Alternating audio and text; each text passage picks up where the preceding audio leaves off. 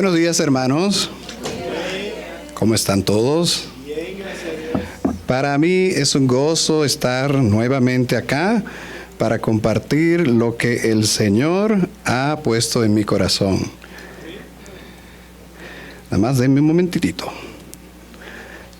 que siempre me auxilio acá de la computadora. Pero descubrí algo hoy muy bueno, Descubrí que el reloj de allá atrás está atrasado. Y eso significa solo una cosa, de que tengo ventaja en tiempo. Tiene unos 10 minutos, pero espero que podamos estar en tiempo con el tema que traigo en esta mañana. Bien, hermanos, el tema que Dios puso en mi corazón es un tema un poco extraño el día de hoy. Se titula El Valle de los Huesos Secos. ¿Alguno de ustedes ha escuchado alguna vez esta profecía? ¿La ha visto en la Biblia? Pero veo que hay muchos que no. Es que sí, como que no da ganas leerla, ¿verdad? Pues quiero invitarles a que vayan a Ezequiel capítulo 37. De hecho, aquí arriba se van a poner unas diapositivas donde lo van a poder leer acá. Creo que por ahí está Isaac, para que podamos avanzar un poquito más rápido. Puestos de pie, vamos a leer palabra de Dios en Ezequiel capítulo 37 y vamos a leer desde el verso 1 hasta el verso 14. Me gustaría que leamos de manera intermitente. Bueno, ya aquí lo pusieron en la pantalla, si lo quieren leer desde ahí, si alcanza, porque la letra no me daba para muy grande. Vamos a leer en el nombre de nuestro Dios y su Hijo Jesucristo. Dice así, es Ezequiel 37, 1 al 14. Yo leo el primero, ustedes leen el siguiente. El valle de los huesos secos. La mano de Jehová vino sobre mí y me llevó en el espíritu de Jehová y me puso en medio de un valle que estaba lleno de huesos secos.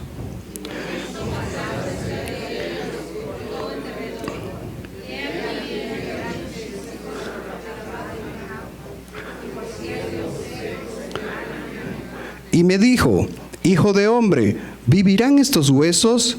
Y dije, Señor Jehová, tú lo sabes.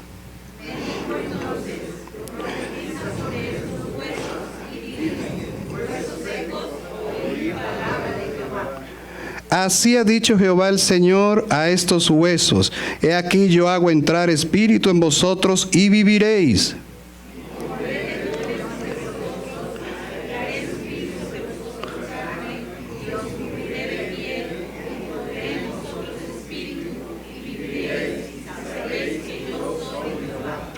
Profeticé pues como me fue mandado y hubo un ruido mientras yo profetizaba y aquí un temblor y los huesos se juntaban cada hueso con su hueso.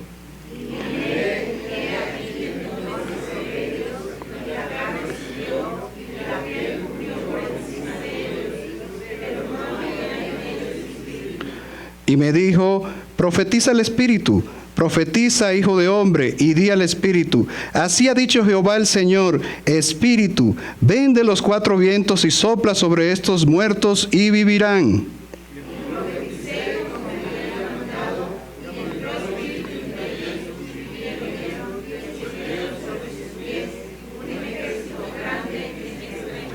Y me dijo luego, hijo de hombre, todos estos huesos son la casa de Israel. He aquí ellos dicen, nuestros huesos se secaron y pereció nuestra esperanza y somos del todo destruidos.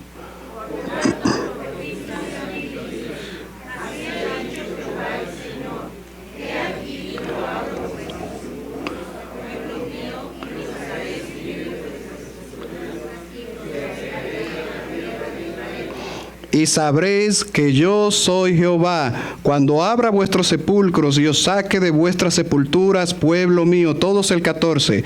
Y pondré mi espíritu en vosotros y viviréis, y os haré reposar sobre vuestra tierra, y sabréis que yo Jehová hablé y lo hice, dice Jehová. Amén. Gloria a Dios por su palabra. Oremos. Señor y Padre nuestro que estás en los cielos, gracias por tu palabra, Padre. Ahora muéstranos lo que tú quieres decirnos en esta mañana, oh Padre, y que cada uno de nosotros atesore esta palabra en su corazón y lo ponga por obra, Padre. Bendícenos, sé tú el que hable, Señor, en el nombre de tu Hijo Jesús. Amén, amén. Pueden sentarse, hermanos. Muy bien, acabamos de leer una profecía que por mucho, yo digo, que es la más extraña de la Biblia. Parece ser sacada incluso de una película de terror, El Valle de los Huesos Secos, donde presenta incluso pues muchos cadáveres y presenta el momento en que estos cadáveres cobran vida. Y para entenderla es necesario que primero veamos el contexto de esta profecía. En primer lugar, Dios habló al profeta Ezequiel. Él era profeta de Dios. Un profeta era una persona enviada por Dios para hablar a su pueblo las cosas que necesitaba el pueblo escuchar y las cosas que también tenía que hacer. Y en este entonces era Ezequiel el profeta. Pero para que lo podamos entender, vamos a ver cómo estaba Israel, cómo estaba el contexto histórico cuando Ezequiel dio esta profecía. Y vamos a hacer un breve esquema, ya lo pusieron por acá, de un resumen de lo que es la historia del pueblo de Israel. Yo sé que muchos de aquí ya conocen la historia del pueblo de Israel, sin embargo no está de más que recordemos lo que sucedió para que entendamos perfectamente este contexto histórico. Nos vamos a quedar en esta lámina un tiempecito, así que yo les aviso cuando cambien allá arriba. En primer lugar, Dios llamó a Abraham. 2000 años antes del nacimiento de Cristo, Dios llamó a Abraham. Él le dijo: sal de tu tierra y de tu parentela a una tierra que yo te mostraré. Y Abraham dijo, imagínense, quizás nunca había escuchado la voz de Dios. Abraham dijo: no, Señor, pero ¿a dónde me mandas? ¿Fue eso lo que dijo? No. Abraham simplemente obedeció. Salió del lugar donde estaba, que era en Ur de los Caldeos, y salió a tierra de Canaán, que era la tierra prometida. De hecho, donde está ahora el pueblo de Israel.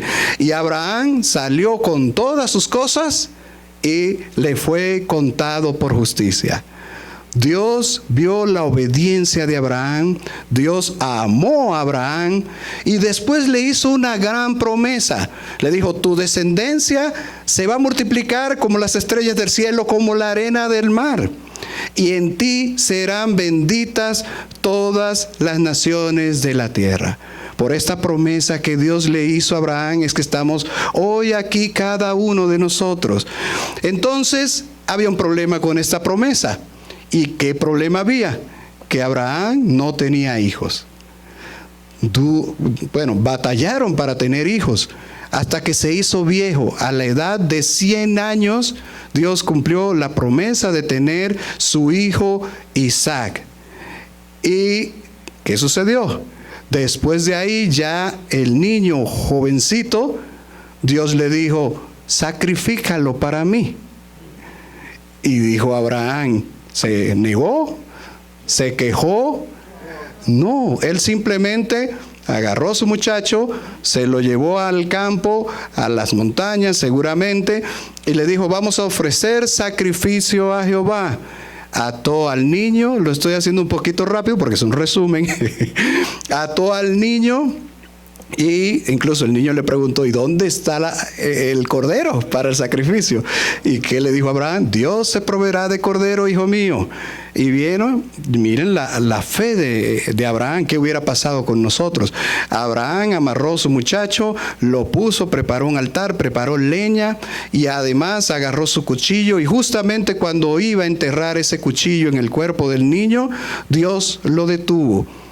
Y Dios a Abraham le fue contado por justicia también, por haber tenido fe en que Dios iba a cumplir su promesa, aún mandando a matar al hijo de la promesa, que fue Isaac. Después de ahí, Isaac tuvo 2 hijos, y uno de ellos fue Jacob, que Dios después le cambió el nombre por, ¿cómo dice ahí? Israel. Espero que se vea bien la lámina, porque está muy cargada, tiene muchas letras. Y ese Israel es la misma nación que hoy conocemos, que está en Medio Oriente. Todos estos fueron los hijos de Israel. Fueron 12 hijos que Dios le dio a Jacob o a Israel. Entonces, estos 12 hijos y también Jacob y su esposa se fueron a Egipto. ¿Por qué? Porque hubo hambre en la tierra y Dios los envió a Egipto para que pudieran sobrevivir a través de José, uno de sus hijos, que ya todos conocemos la historia de José. Cuando estuvieron en Egipto duraron 400 años. Los primeros años quizás fueron de bendición.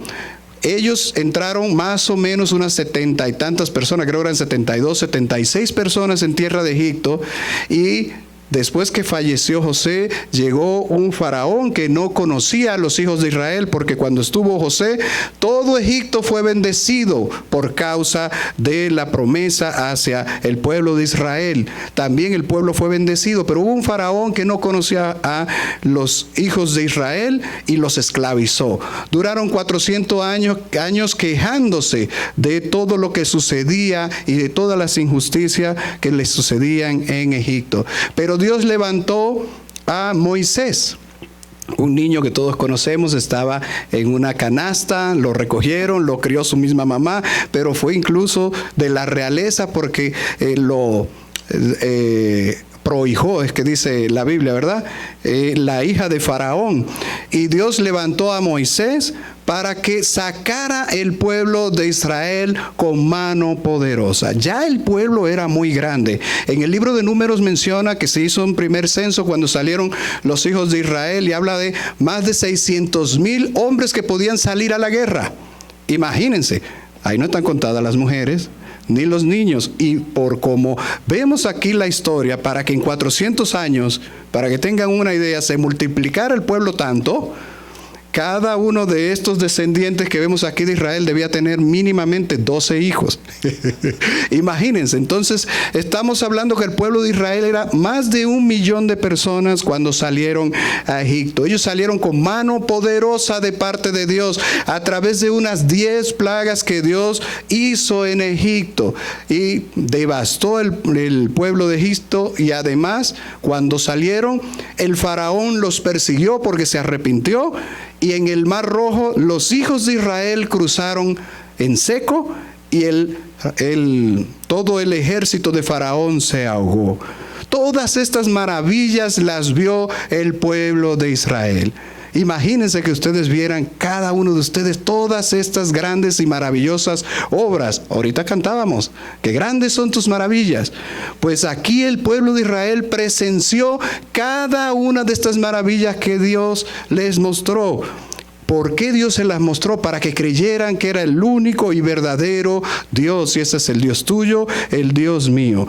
Pero en el desierto, los hijos de Israel se quejaron.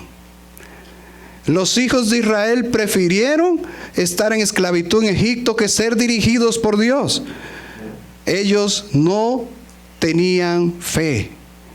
Y déjame decirte algo, muchos de nosotros podríamos decir, no, si yo viera todas esas maravillas que Dios les dio al pueblo de Israel, yo creyera sin dudar. Quiero decirte que no es así, correcto. Dios hoy hace maravilla entre cada uno de nosotros. ¿Cuántos lo creen? Ahora, ¿cuántos las han visto? Muchos las han visto, pero muchos de nosotros se nos pasan por enfrente y ni siquiera nos damos cuenta. ¿Cuántos se quejan? Muchos de nosotros vivimos quejándonos, así como el pueblo de Israel. También cuando estuvieron en el desierto, Dios los guió con una columna de nube, una columna de fuego. Imagínense qué maravillosas cosas había visto el pueblo de Israel. Pero se quejó, desobedeció, buscó otros dioses a quien adorar, teniendo el vivo y verdadero Dios delante de ellos. Dios les dio el maná, les dio codornices, agua de la peña y muchos otros milagros más. Pero como ellos fueron rebeldes, Dios los castigó en un viaje que tomaba 2 semanas. Dios los hizo durar 40 años. Pero aún así en esos 40 años ni su ropa se dañó, ni su calzado se dañó, y estuvieron alimentados, imagínense, más de 1 millón de personas en el desierto. ¿Dónde consiguieron tanto alimento? Solamente nuestro Dios puede hacer eso. Luego pasaron y llegaron a la tierra prometida, y Dios les dio la victoria. Una muy famosa fue en Jericó, donde ellos le dieron 7 vueltas y los muros cayeron. ¡Qué gran milagro de nuestro Dios! También, algo que casi no lo mencionamos, ellos cruzaron el Jordán en seco, igual que como cruzaron el Mar Rojo, por si no lo sabían. Conquistaron más de 31 reyes, dirigidos por Josué, mi tocayo. Y además, después de ahí, me gusta hablar mucho de Josué, ahorita va a salir más, Además, en la tierra prometida, ¿qué sucedió? Ya que estaban establecidos que Dios le había entregado toda la tierra, adivine qué hizo el pueblo de Israel. Fue infiel delante de Dios otra vez más. ¿Eres tú fiel a Dios? ¿Le obedeces sin dudar, como Abraham? Vamos a ver más adelante. Ahora, en la tierra prometida, Dios levantó jueces. ¿Qué eran jueces? Eran héroes que se levantaban y luchaban para restaurar nuevamente el pueblo. Y hay muchísimos. Hay Gedeón, Débora y uno de los más famosos, Sansón. Desde chiquito me encantaba. Sansón era un muchacho. El pastor debe saberse esa. Así. Bueno, era un hombre muy fuerte. Bueno, Dios levantó muchos jueces. Y después de ahí ellos decidieron: no queremos que Jehová nos dirija, queremos un rey como todos los demás. Esa frase se la copió el pastor. Queremos ser diferente igual que todos los demás. Algo así. Pasemos a la siguiente lámina. Luego de ahí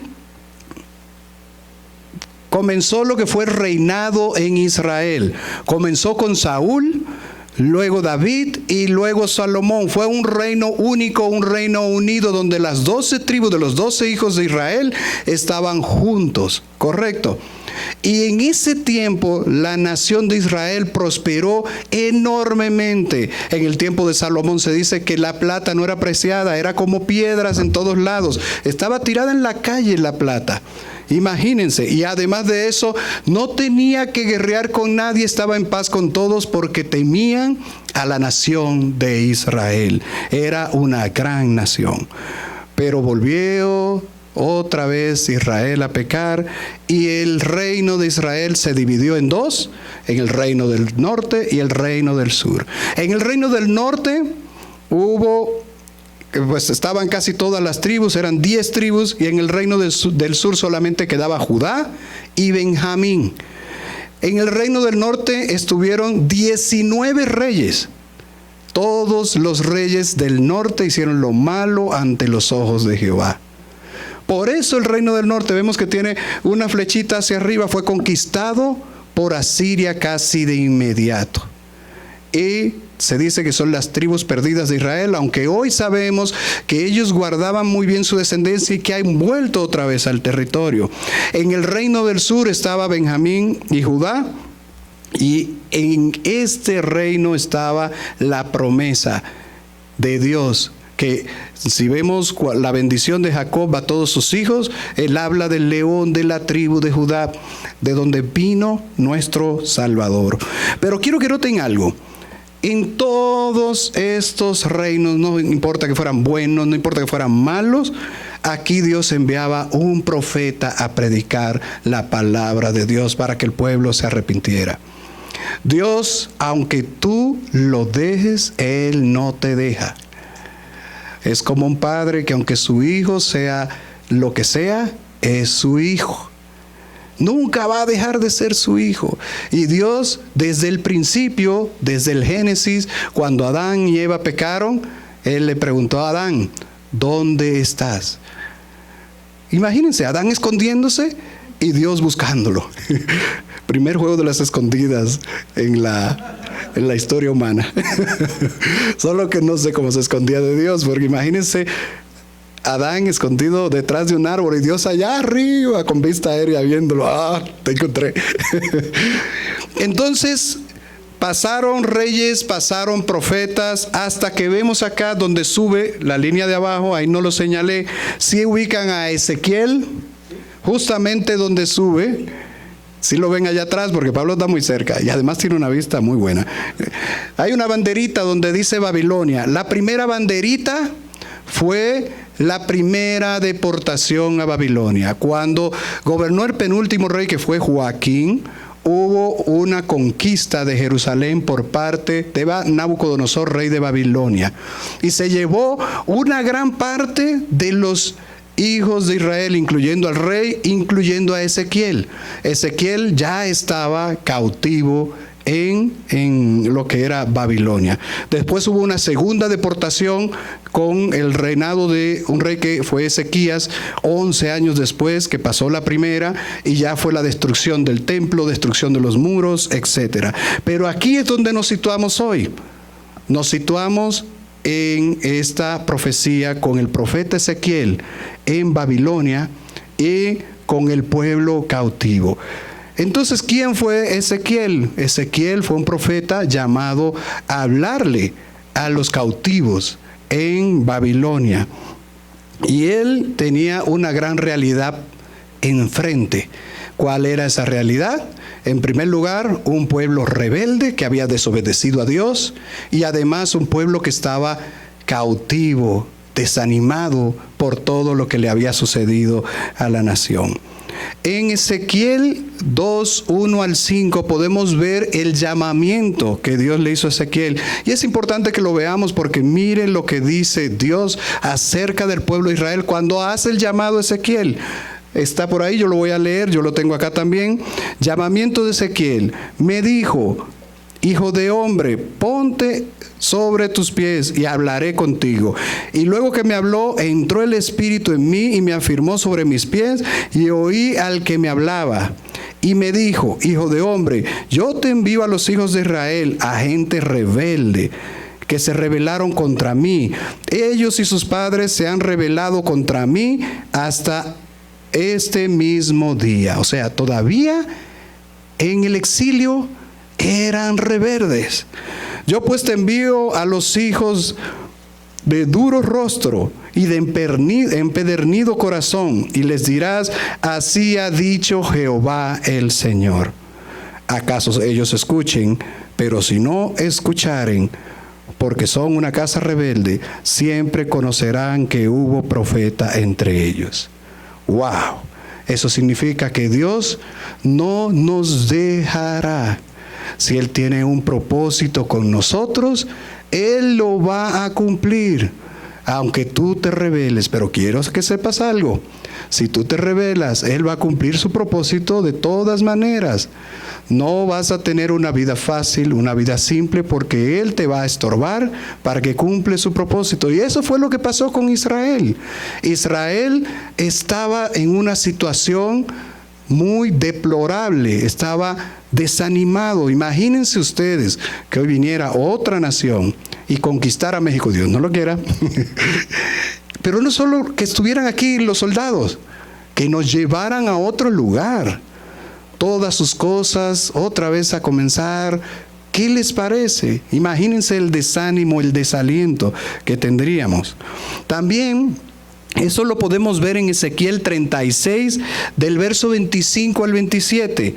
Dice así: esparciré sobre vosotros agua limpia, y seréis limpiados de todas vuestras inmundicias, y de todos vuestros ídolos os limpiaré. Era un tiempo de purificación para el pueblo de Israel.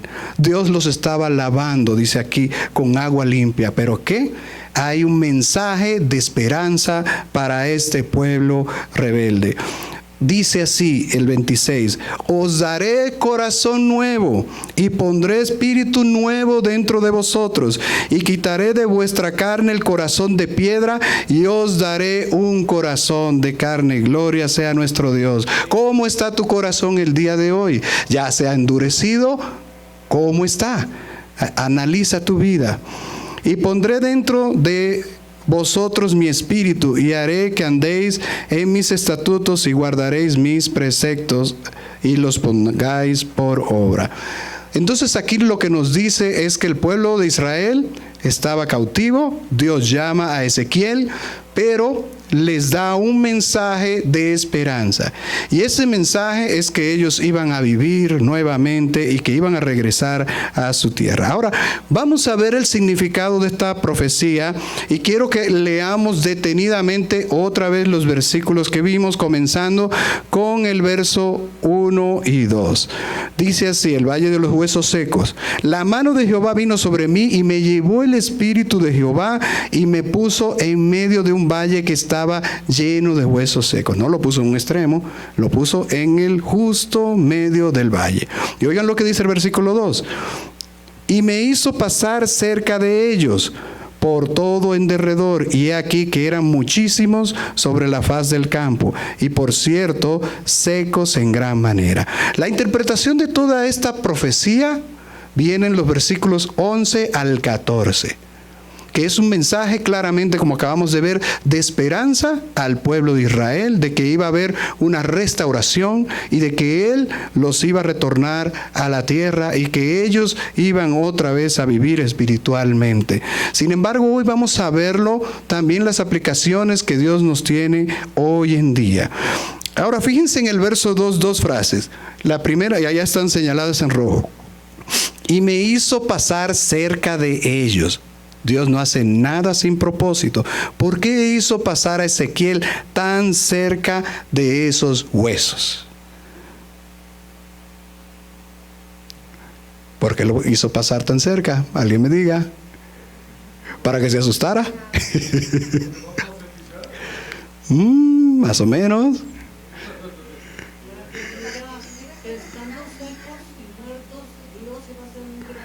Hermana, esta. La frase, si me ponen la lámina, por favor. La frase viene allá arriba, por favor, pongan la lámina. Ahí, no, en la primera, ya se saltaron mucho, Revísenla más para atrás. Ahí, ok, esa. Dice, en la parte que está en rojo, ahí lo explica claramente. Y por cierto, lo puso en el medio con propósito y dice esa otra frase, por cierto, secos en gran manera. Wow. O sea, Dios lo puso justo ahí para que se diera cuenta la gravedad de la situación. Y después lo que Dios iba a hacer, estando tan grave su condición. Aquí se ve claramente la condición del pueblo de Israel. Ahora les pregunto yo a ustedes, ¿esto fue un deterioro inmediato o fue un deterioro gradual, un deterioro paulatino? Gradual. ¿Y creen ustedes que el pueblo de Israel se daba cuenta de ese deterioro? No, correcto. Pero miren, los huesos hasta se secaron. No había nada de vida en ellos, no había nada de carne. Llegó un deterioro tan grave y ellos no se habían percatado de cómo estaba su vida espiritual. Ahora te pregunto yo a ti, ¿has analizado tu vida? ¿Cómo está tu vida delante de Dios? ¿Has crecido espiritualmente? ¿O te has ido degradando con el tiempo? ¿Cómo están tus huesos espirituales? ¿Secos o vivos, llenos del Espíritu Santo? ¿Cómo está tu fe? ¿Ha crecido o ha menguado? Es un momento en que nosotros debemos de analizar, debemos de hacer un autoanálisis de cómo está nuestra vida. Imagínense, todo este tiempo pasó e Israel nunca se dio cuenta. Ya estudiamos con el hermano Héctor el libro de Jeremías. Jeremías nos menciona el último rey de Israel. Cómo Jeremías le predicó a Ezequías, le predicó y le dijo, entrégate. Incluso Ezequías una vez vino de noche A Jeremías, oye, dime la verdad, cómo son las cosas, Jeremías, etcétera. Y Jeremías le volvió a decir exactamente lo mismo. Y él, empedernido, volvió a pecar. Volvió a hacer lo malo ante los ojos de Dios y el pueblo juntamente con él. Y le pasó todo lo que le pasó, hasta le sacaron los ojos. ¿Cómo está tu relación con Dios? ¿Sabes una cosa? Dios te va a estorbar para cumplir su propósito en ti. ¿Estás cumpliendo tú su propósito? Analiza tu vida espiritual. El año pasado, no sé si se recuerdan, a mí me pasaron 3 incidentes en los cuales yo entendí que Dios me estaba llamando la atención por algo que yo estaba haciendo mal. En primer lugar, una vez cuando venía del trabajo, iba doblando en una curva de noche, eran 8 o 9 de la noche, e iba como a 80, no iba muy rápido porque era una curva. Me salieron al encuentro 10 caballos. No 4 como el del Apocalipsis, ¿verdad? 10 caballos al encuentro corriendo hacia el vehículo. Y Dios me ayudó. Estaba hablando con Sori en ese momento en que iba con mi esposa. Y ella se dio cuenta de la situación. Entonces no podía ni girar muy fuerte porque se volteaba el vehículo. Solamente Dios podría librarme de eso. Y 3 caballos se quedaron en el justo camino. El primero, no sé cómo, pero lo saqué. El segundo también del otro lado. Y el tercero, vi su cabeza así enfrente del parabrisas, muy grandota. Y la verdad, no sé cómo no me lo llevé. No sé si él volteó la cabeza. No lo sé, hermanos. Dios me cuidó. Una semana después, son solo una semana. Como que Dios me dijo, no has entendido, ¿verdad? En ese mismo lugar, a la misma hora, pasé y me volaron ladrillos por enfrente de la camioneta. Me pasó uno así, otro se rompió en la calle, brincó un pedacito y le pegó al cristal. No se rompió el cristal, ni se estilló, ni nada. Pasó otro por allá, pasaron como 3 ladrillos. Y yo, ¿qué fue esto? Seguí derecho. Y Harrison, ustedes lo conocen, mi compañero que es de Colombia, que vive allá y asiste a esta congregación, venía más atrás. Y él recibió 3 impactos de ladrillo. Eran unos asaltantes que estaban apedreando los vehículos para que estos se detuvieran y asaltarlos. A él le dañaron su carro, pero él siguió y gracias a Dios no pasó a mayores. Y después de ahí, como unos 3 meses después, en el periférico, se me atravesó una patrulla de la policía. Yo iba en el carril de alta, antes del macro, se me atravesó. Luego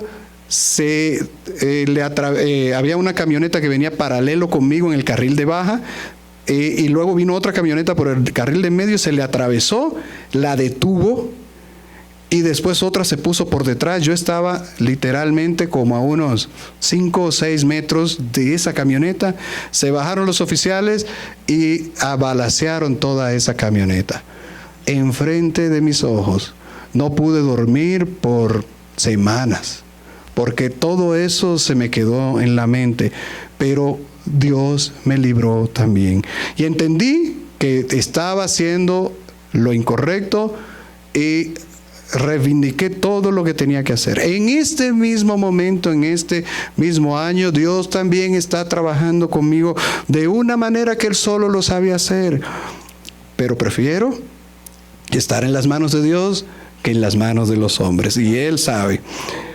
También el rey David vivió un deterioro en su vida espiritual progresivo. Un rey que la Biblia menciona que era un rey conforme al corazón de Dios. Así lo menciona la Biblia. Un niñito que mató un gigante, alabando al Señor. Ese niñito fue deteriorándose por el poder, como decía hoy Uriel en el discipulado. No se pierdan el discipulado, vengan temprano, está buenísimo. Se enorgulleció y cometió asesinato, cometió adulterio. ¿Y saben qué? Él no percibía que estaba mal. Él estaba haciendo sus cosas. Incluso quiso encubrir su pecado varias veces. ¿Y qué sucedió? Dios envió a un profeta que se llamó el profeta Natán, el cual le mostró su pecado. Lo descubrió delante de sus ojos y él se dio cuenta y se arrepintió. En el Salmo 51, verso 1 y versos 10 y 11, creo que lo ponen por acá, dice así David: ten piedad de mí, oh Dios, conforme a tu misericordia, conforme a la multitud de tus piedades, borra mis rebeliones. Y después dice ahí: crea en mí, en el versículo 10, un corazón limpio. Él sabía a través de lo que le había dicho el profeta Natán que había hecho lo malo. Crea en mí, oh Dios, un corazón limpio, renueva un espíritu recto dentro de mí. No me eches de delante de ti, no quites de mí tu Santo Espíritu. Amén, gloria a Dios. No esperes que te vengan a decir, examínate hoy y ve cómo está tu vida espiritual y toma acción de inmediato. Corrige lo que está mal y pídele a Dios que te llene de su Santo Espíritu, como se lo pidió David. También el Salmo 32:3 dice: mientras callé, se envejecieron mis huesos en mi gemir todo el día. Entonces David, en teoría, no se daba cuenta que había pecado, pero su cuerpo le estaba pidiendo factura. ¿Cómo está tu salud hoy? Investígate qué te preocupa hoy. ¿Es por algo que no has entregado en las manos de Dios? Entrégaselo y Él te sanará. Así que autoanalízate y pregúntate cómo está tu vida de oración. ¿Cómo está? Bueno, en primer lugar, ¿cómo está tu vida de oración? ¿Haces oraciones por mero cumplimiento? Si lo haces así, pues no te alejas mucho a la Iglesia Católica con los Ave María y no sé qué, etcétera. Sí, es algo religioso, no es una relación, es una religión. Entonces, arrodíllate y clama al Señor de todo corazón y Él promete escucharte. ¿Cómo está tu meditación diaria de la palabra de Dios? ¿La lees nada más por decir, la leí hoy? Así de rápido, voy a salir para trabajo, me voy. ¿O la estás meditando? Correcto. ¿Escuchas la voz del Espíritu Santo? ¿Sabes que el Espíritu Santo te habla todos los días? Pero nosotros apagamos la voz del Espíritu Santo en nosotros. Bien, vamos a seguir con el verso 3 de lo que viene siendo la profecía de Ezequiel, y dice: y me dijo, hijo de hombre, ¿vivirán estos huesos?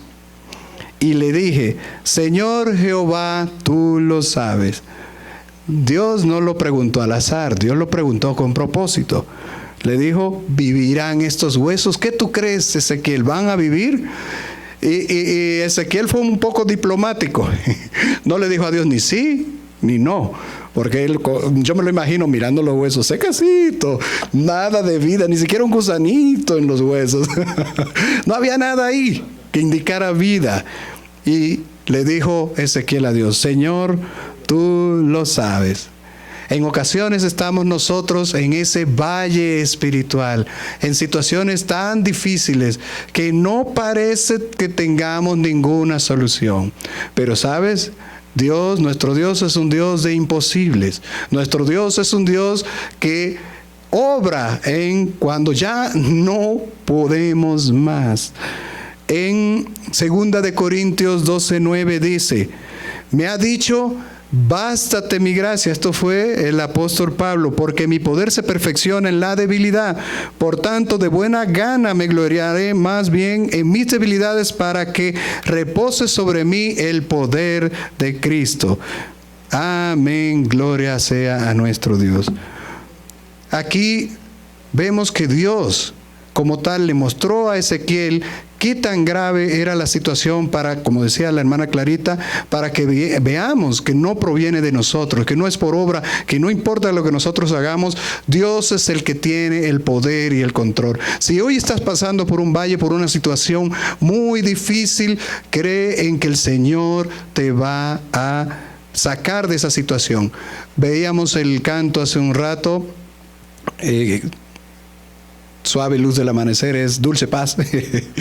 Decía la hermana que la verdad el mundo no nos puede quitar esa paz. Dice la palabra de Dios, mi paz os dejo, mi paz os doy. Yo no la doy como el mundo la da. No se turbe vuestro corazón ni tenga miedo. Esa paz que Dios nos puede dar en medio de la angustia, en medio de la tribulación, es una paz que indica que tú has entregado todo en las manos del Señor y Él va a obrar, así que tenemos que confiar. En Proverbios 3, 5 y 6 dice, fíate de Jehová de todo tu corazón y no te apoyes en tu propia prudencia. La ciencia, la lógica dice que no es posible, pero con Dios todo es posible. Reconócelo en todos tus caminos y Él enderezará tus veredas. No importa qué tan difícil se vea la situación, Él puede sacarte de ese valle. Y para concluir esta parte, en Lucas 1:37 dice, porque no hay nada imposible para Dios. ¿Cuántos lo creen? Amén, amén.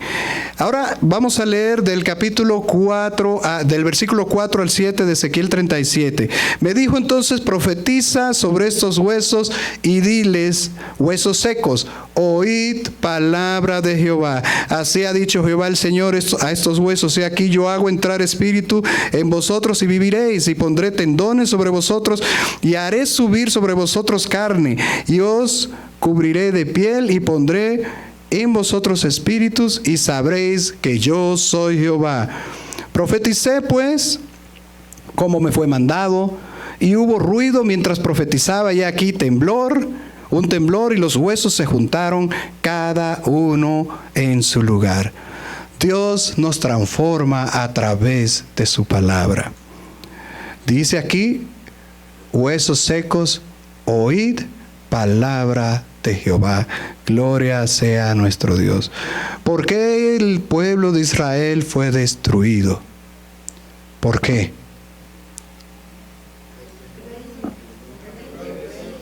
¿Por qué? ¿Se alejaron de Dios? ¿Por qué más? Desobedecieron. Vamos a ver qué dice Oseas 4:6. En Oseas 4:6 dice, mi pueblo fue destruido porque le faltó conocimiento. Por cuanto desechaste el conocimiento, yo te echaré del sacerdocio. Y porque olvidaste la ley de tu Dios, también yo me olvidaré de ti. Wow, es dura esta palabra. Pero sí, hemos dejado de oír la palabra de Dios. Hemos dejado de leer la palabra de Dios. ¿Y qué sucede? Pues estamos a la merced de todo lo que este mundo nos quiera introducir en nuestra mente. Hoy las redes sociales, la televisión, celulares, trabajo excesivo compiten en nuestra mente. Nuestra mente anda todo el tiempo llena de cosas. Y créanme que es verdad. Si se dan cuenta, una prueba rápida así, ¿cuántos aquí en la iglesia no han pensado en las deudas que tienen? ¿Cuántos aquí en la iglesia no han estado sentados aquí escuchando al predicador y pensando en el trabajo, en proyectos, en problemas de salud? Correcto, porque nuestra mente está todo el tiempo activa, todo el tiempo bombardeada. Y es por eso que el ayuno es una herramienta poderosa para desconectar tu mente de todo el mundo, aplacar el ruido que el mundo nos pone en la mente. Nuestra cabeza, nuestra mente está llena del ruido de este mundo y eso nubla nuestras decisiones, eso entenebrece nuestros pensamientos y no nos deja tomar decisiones sabias como le pasó al pueblo de Israel. En Romanos 12:2 dice, no os conforméis a este siglo, transformaos por medio de la renovación de vuestro entendimiento para que comprobéis cuál sea la buena voluntad de Dios, agradable y perfecta. ¿Cómo puedes entender la voluntad de Dios si no lees su palabra? Yo con mis hijos he estado estudiando el libro de Proverbios, que fue recomendación de mi madre, y es de mucha bendición ese libro, más con mis hijos que son jóvenes. Pero lo que ves en la palabra de Dios es la sabiduría divina de Dios. El mundo es un copión, tiene sus propias sabidurías que son del mundo y van la mayoría en contra de Dios. Entonces les decía yo a mis hijos, ¿cómo ustedes pueden tomar una decisión sabia si no leen la palabra de Dios? Para tomar decisiones sabias debes estar lleno del conocimiento de Dios. Y Él te va a mostrar exactamente a dónde dirigirte, a dónde moverte, cómo hacerlo. Porque su palabra va a llegar a tu mente en el momento en que la necesitas. Mi hermano Uriel, bendito seas, conoce mucho de la Biblia. Algún día llegaré a conocer tantos versículos como mi hermano. Conozco mucho, pero no los relaciono nunca con la cita. Me sé lo que dicen, pero no dónde encontrarlos. Pero algún día. Pero hermano, yo te insto a no solo a que la leas por puro trámite, por pura religiosidad. Léela para ver qué Dios te quiere decir hoy. Memorízala, apréndela, saboréala. Todo el tiempo ve pensando en ella. Cuando mi esposa y yo éramos novios, teníamos por regla, y miren, no lo hemos seguido en el matrimonio, pero eso es una práctica que nos ayudó mucho. Todas las semanas nos aprendíamos un versículo. Y toda esa semana, y duramos, imagínense, 3 años y medio de matrimonio, de noviazgo. Fueron muchos versículos. ¿Sí, pastor? Una vez viste todo un capítulo. Ajá, Santiago. De hecho, yo me aprendí todo el libro de Santiago. Sin embargo, nada más me recuerdo del capítulo 4 entero. Y también me aprendí el sermón del monte. Había una competencia en la iglesia y me lo aprendí enterito. Y son 3 capítulos. Pero bueno, cuando éramos novios, todas las semanas llevábamos ese versículo ahí de consigna. Les insto a que memoricen la palabra de Dios, porque cuando se te presenta una situación, no vas a estar buscando. Ya la tienes arraigada en tu mente. En Josué 1:8 dice, nunca se apartará, salió Josué otra vez, nunca se apartará de tu boca este libro de la ley, sino que de día y de noche meditarás en él, para que guardes y hagas conforme a todo lo que en él está escrito. Dice esta parte impresionante, porque entonces harás prosperar tu camino y todo te saldrá bien. ¿Por qué? Porque la voluntad de Dios es buena y perfecta. Y cuando leemos, meditamos y obedecemos la palabra de Dios, Él nos muestra exactamente el camino por el que debemos de andar y nos va a ir bien, porque Él quiere lo mejor para nosotros. Ahora vamos a leer los versículos del 8 al 10. El Espíritu Santo nos vivifica. Y miré, y aquí tendones sobre ellos. Y miren, toda esta profecía, Dios no hace esas pausas sin propósito. Aquí hay propósito. Y miré, y aquí tendones sobre ellos. Y la carne subió, y la piel cubrió por encima de ellos, pero no había en ellos espíritus. Si ya él le había dicho al profeta, profetiza, y el profeta profetizó lo que Dios le dijo, ¿por qué no había espíritu en ellos? Porque Dios quería hacer esta pausa para que notemos la importancia del Espíritu Santo en tu vida. Y me dijo, profetiza al Espíritu, profetiza, hijo de hombre, di al Espíritu, así ha dicho Jehová el Señor, Espíritu, ven. Ahora, yo hago esta pausa, no la hace aquí la palabra de Dios. Ven. Día a día clama al Señor, porque el Espíritu Santo te llene. Desde que amanezca, pídele al Señor que te dé la llenura del Espíritu Santo. Todo lo que hemos recibido a Cristo, tenemos al Espíritu Santo en nuestro ser, el mismo Espíritu de Dios habitando en nosotros. Pero muchas veces el ruido del mundo no nos hace ver y escuchar la voz del Espíritu Santo. Y no solo eso, también nos hace y nos engaña con otras voces, porque recuérdense que Satanás es el padre de la mentira y quiere imitar al Espíritu Santo. Entonces, ¿qué hace? Nos da medias verdades. Y quiero decirle cómo nosotros sabemos que es la voz del Espíritu Santo y cómo no. Correcto. Les digo una cosa, hoy en día hay mucho desarrollo tecnológico, está la IA, la inteligencia artificial, y están clonando las voces de cualquiera. Y están haciendo estafas de que te llaman por teléfono diciendo que es tu hermano, que es un tío, que es tu mamá. ¿Cómo tú distingues que es esa persona amada realmente? Están pidiendo dinero. Si es su misma voz, e incluso te checan todo tu historial y ya saben tu día de cumpleaños y todo. Imagínate que te digan, oye, yo sé que siempre me das un regalo de cumpleaños, pero ahora se me ha presentado esto, ¿no me podrías mandar un dinerito? ¿Cómo usted puede refutar todo esto? Porque usted conoce a su mamá, usted conoce a su tío, usted conoce a su hermano. ¿Y qué le va a decir? Bueno, oye, ¿te recuerdas aquella vez en que tú y yo hicimos esto y aquello?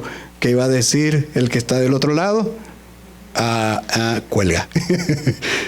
Asimismo, cuando Satanás nos quiere engañar, haciéndose pasar por el Espíritu Santo, si nosotros hemos leído y meditado la palabra de Dios, si la palabra de Dios está en nuestra mente, el Espíritu Santo nunca te va a decir algo en contra de la palabra de Dios.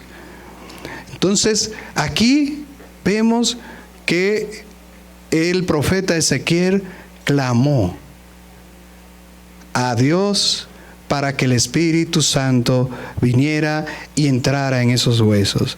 El Espíritu Santo nos da vida. ¿Cómo estás tú? ¿Estás escuchando la voz del Espíritu Santo en nuestra vida, en tu vida? ¿O simplemente te haces de oído sordo y sigues tu camino? Pues el Espíritu Santo no te dice no vengas a la iglesia. Y hoy hay muchos asientos vacíos. Y los que lo vean por transmisión, espero que lo lean, lo escuchen. Quien te está diciendo que no vengas a la iglesia es otro. ¿A quién estás escuchando? Así nunca te vas a llenar del Espíritu Santo. Clama al Señor. Por último, vamos a ver los versículos 11 al 14. Dios no nos deja, no importa cuál sea nuestra condición. Aquí lo vemos, esta de hecho es la interpretación propia hacia el pueblo de Israel de la profecía.